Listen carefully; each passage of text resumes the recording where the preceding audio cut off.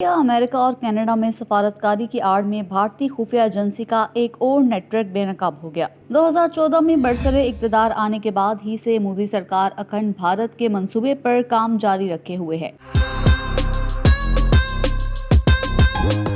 ایک جانب مودی سرکار نے بھارت کے اندر اقلیتوں بالخصوص مسلمانوں کے خلاف کارروائیاں شروع کی، جبکہ دوسری جانب بین الاقوامی سطح پر دوسرے ممالک میں جاسوسی اور دہشت گردی کا آغاز کر دیا۔ انتہا پسند مودی کے دور حکومت میں دوسرے ممالک میں دہشت گردی پھیلانے اور ٹارگٹ کلنگ کے ٹھوس شواہد بھی موجود ہیں۔ پاکستان کی سرزمین پر را کے دہشت گرد کلبھوشن یادو کی گرفتاری، بھارت کے وزیر دفاع کا پاکستان کے اندر دہشت گردی کا اعتراف، کینیڈا میں ہردیپ سنگھ نجر کا قتل اور امریکہ میں پتونت سنگھ کے قتل کی منصوبہ بندی جیسے واقعات بھی روز روشن کی طرح عیاں ہیں۔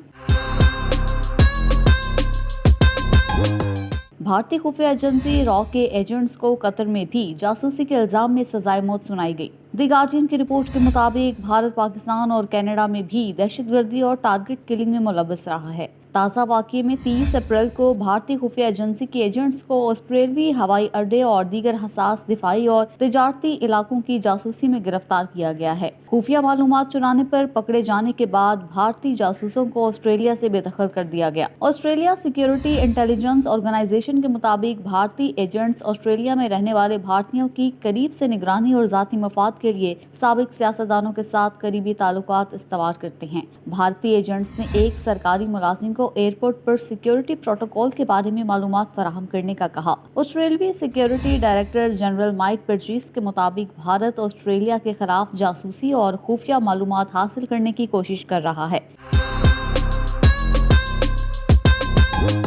2023 میں بھی امریکن سکھ رہنما گرپتون سنگھ پنو کے قتل کی خفیہ پالیسی بنائی گئی، جو امریکہ کی جانب سے منظر عام پر لائی گئی۔ واشنگٹن پوسٹ کے مطابق گزشتہ برس امریکی سرزمین پر سکھ رہنما گرپتون سنگھ پنو کو قتل کرنے کی مبینہ سازش کے الزام میں بھارتی را کا ایجنٹ ملوث تھا۔ 2020 میں را کے افسران کو آسٹریلیا سے نکالا گیا۔ دی واشنگٹن پوسٹ کی رپورٹ میں بھی مودی کی امریکن سرزمین پر دہشت گردی کی سازش بے نقاب کی گئی۔ را کی جانب سے غیر ملکی سرزمین پر سکھوں کے قتل کے شواہد ملنے کے بعد آسٹریلیا، جرمنی اور برطانیہ میں متعدد بھارتی افسران کو گرفتاری اور سرزنش کا سامنا کرنا پڑا۔